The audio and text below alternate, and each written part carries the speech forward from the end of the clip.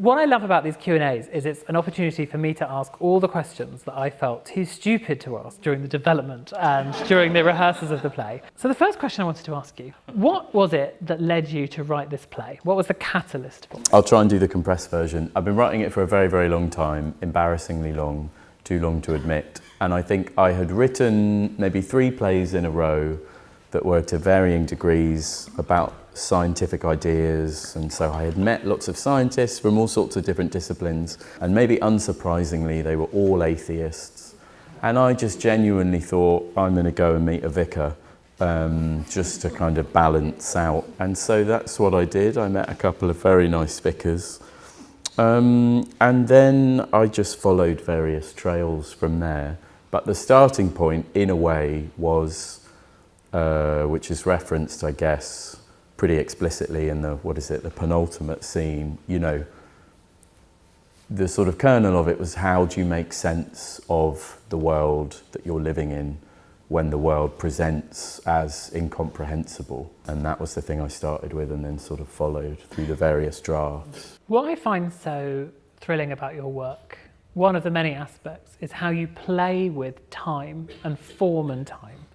Something I've always wondered is when you're writing and you're putting together a story like we've seen this evening, are you writing out of sequence, out of chronology, and feeling, I suppose, the dramatic weight of each of those scenes and writing it out of sequence?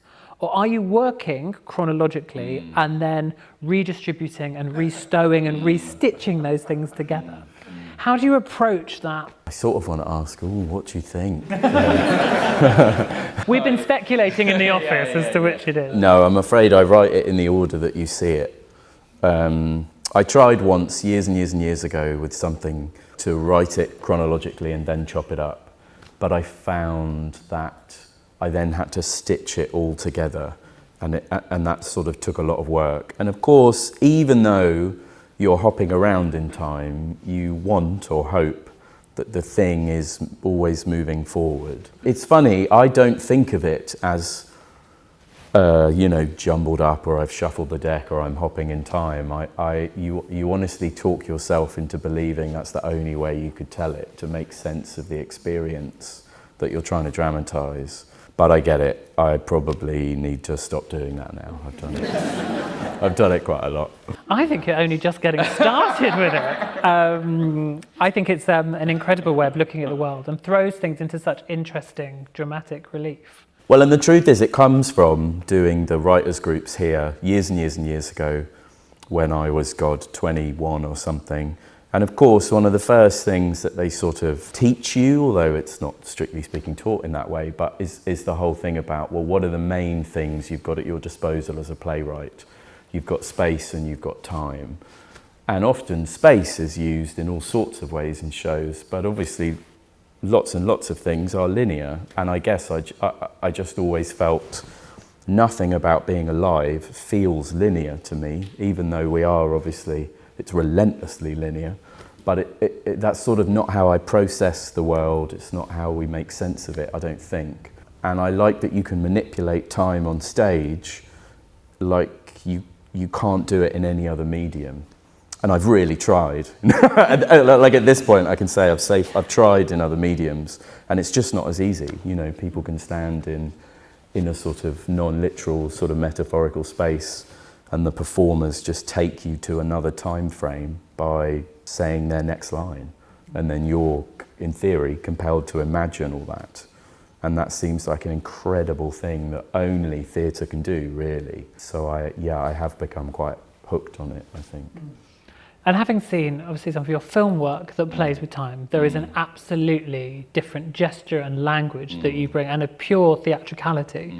I mean, we've said many times before that you wouldn't be able to do this story in any other medium. It requires the architecture of theatre and the language of theatre and the relationship with an audience that's live with you to be able to understand that. I think Miriam's character and the way that she is propelled through time and through the way that we experience her experiencing all of the events of the play in a sort of linear sense, but obviously to her happening, I suppose, in a sort of constant sort of thread that runs through the play, but also, I suppose, the sort of waves of disruption of time lead to the sort of astonishing central performance. How do you go about crafting a central performance and a central character like that? What is your process of bringing together those? Well, it's a mix of all the sort of usual things like research. Research as in sort of, I suppose, there's the first person, there's talking to people, and then there's the kind of reading you do. I mean, in the published script, there's a sort of list of some of the things, and a big influence was a book, I'm going to get the name wrong now, but somebody can correct me. I think it's called Time Lived Without Its Flow, and it's a very short book written by a mother whose son has died, and she charts how she effectively feels in a kind of diary-like fashion. It's not quite over 7 years, but it's over quite a long period of time. So you're sort of drawing inspiration from all those things. And then, in a way, a lot of it is then you just kind of imagined. But I don't know. It's mostly instinct in terms of the shaping of the character. And I wanted to make her, I suppose, as complicated as I possibly could. And maybe even difficult to empathise with, but also, hopefully, as the play accumulates, you might think, well, God, of course, that's how you'd be and that's how you'd carry it. What other choice would you have? She has to believe, you know. And then the truth is, Nicola and Marianne bring a whole other thing to it that's there and not there on the page, you know. Brilliant. Let's take some audience questions. So we put our hands up if you've got a question for Nick. So let's start with the first question we had. How you balance the agency, I suppose, of that ensemble and that group of characters, and how that worked in your writing process? I don't really have a great pithy answer. It's the God's honest truth. You know, you do all your boring writing stuff to try and make everyone fully fledged and to build up an internal life and external life for everyone as much as you can. And then you just hope that when you're writing, that will deliver a specific point of view for that character. And then, in truth, you respond to the notes you get when people are reading. So Margaret, who you know, in the final scene of the play, sort of finally takes Miriam to task and kind of really gives her a hard time. Some of that was born from discussions with people who read the play and sort of went, you know, this idea that she has lost a brother and a mother in this process. And that was people giving notes sort of saying, you can push harder at that, you can push harder at that. I did see Miriam as the sort of, I forget the sciencey thing, what's the thing in the middle? The atom, and they're all spinning around it. Like that was definitely sort of consciously part of the endeavour, yeah. And at what point did Marianne join this process? Yeah. And have you written for actors in mind previously? How does that work for you in terms of your process? I've done a bit of writing specifically for actors. This one, no, I've been writing it for so long that it wasn't, if I'd started writing it for someone, they'd have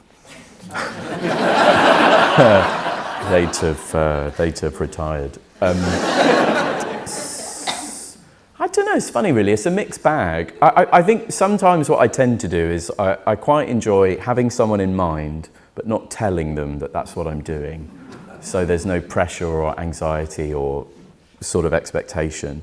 But I tend not to write with people in mind. I tend to basically meet someone that I think, oh, I'm going to slightly, as in meet someone in the real world and kind of go, yes, I'm going to put you in the play as a kind of composite. Which I do more than I do writing specifically for actors. And then Nicola, question about Nicola, wasn't it? Was like, yeah, Marianne read the play, God, I don't know, 2+ years ago maybe? Am I getting this right? You can correct me. And Marianne loves Nicola Walker, don't we all? She's worked with Nicola, I think probably 2-3 times, and she read it and she was like, I think we should send it to Nicola Walker. So it was incredibly, it was all Marianne, I can't really take any credit. And that was quick and fluid and yeah. You've obviously had a lot of plays, like Constellations, for example, has been played by a lot of different actors. Yeah. Does it really change your understanding or perspective of the play, seeing it played by multiple different performers? Yeah.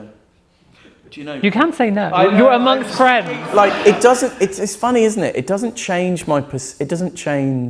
my perspective on the play in any way. No, I don't know if it does, but it is really fun. You know, I've only seen a few productions of my plays over the world a couple of times, but like, yeah, you know, the productions in Paris are like really French. And like, I went to a production of something in Copenhagen and it was like incredibly laid back and friendly.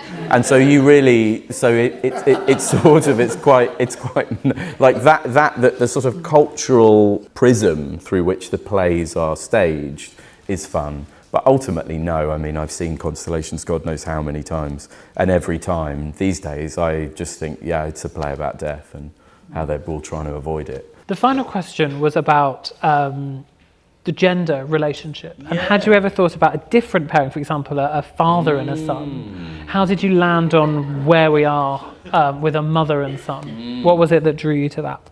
Well, again, the truth is, so I have a memory of a guy that went missing called Ben Needham. I don't know if anyone else will remember this. Yeah, do you remember that? He was very, very young. And it's an instinct, really. I remember his mother, Kerry Needham.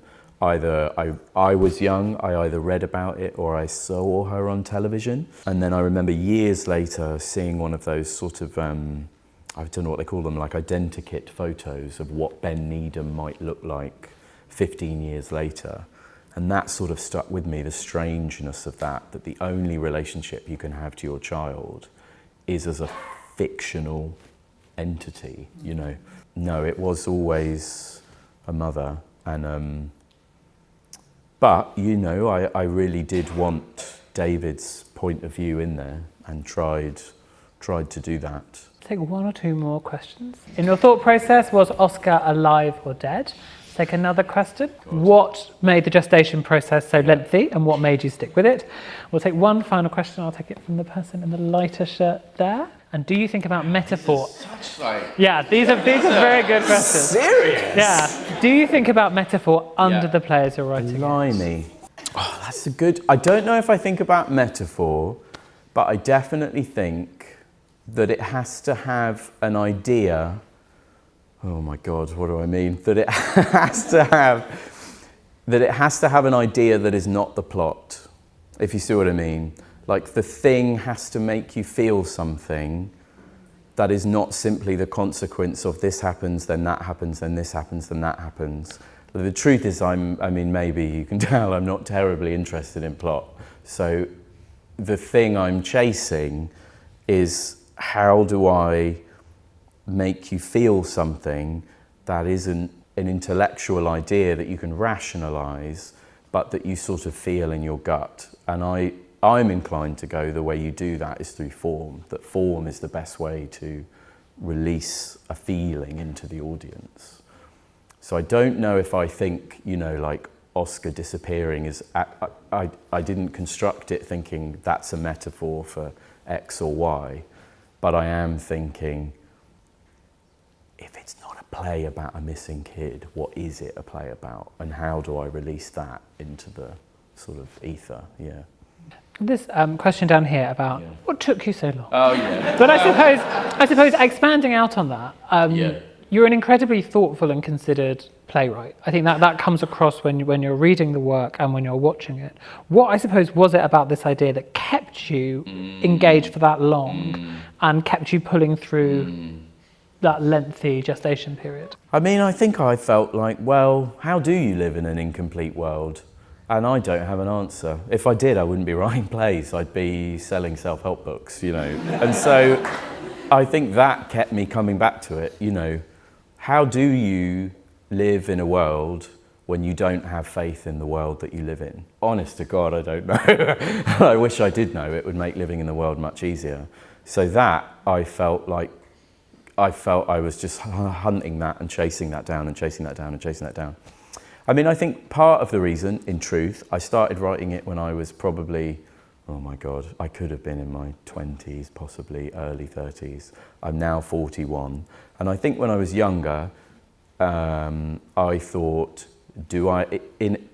I sort of almost had a kind of ethical quandary of like, do I have the right to write about a missing child? And normally I'm really gung-ho about, as I was saying, like talking to people, contacting people when you think you found a subject or a topic or someone you want to talk to. And it was the first thing ever where I felt a bit nervous. I thought, what am I going to do? I'm really going to sit down with someone whose child is absent and they don't know where they are. And I'm going to go, hi, I'm writing a play. And it took me a long time, I think, in truth, to get over that. And then the form was really hard. It took me a long time. I wrote a naturalistic version. I wrote scenes that aren't in the play. I wrote scenes in Ghent. I fully, had to go around the houses. Now, our final question was, and I suppose a question that maybe I won't put to you directly, but we were asked whether, in writing it in your head, you had an idea of whether Oscar was alive or dead. Oh. Do you have, while not giving too much away, do you have a sense of a story in your mind as to what is overlaid on the story that we see here? Yes. Yeah, I do. You have to make a choice, I think, but it's such a cop-out, isn't it? But I feel like I couldn't possibly say. Well, I imagine every future Productions play will have a sense of what they feel, and it will change the aspect of the play. Yeah. And I think a lot of audience members who've seen the play have written to me, and a lot of staff when we read it, they all have a very different perception of it and a very different reading of it. And I suppose to reveal would ruin the gap which is purposefully there for people to fill in. And also, it doesn't mean just because you make a choice in the writing, and I honestly mean this, it doesn't mean that is a good idea. You just have to make a choice in order to write it. But, in the rehearsal room, I would say almost at different points, every cast member had a different take on it. And often theirs were way more interesting than mine. So I kept very quiet, yeah. Fantastic. Thank you very much for giving us your time this evening.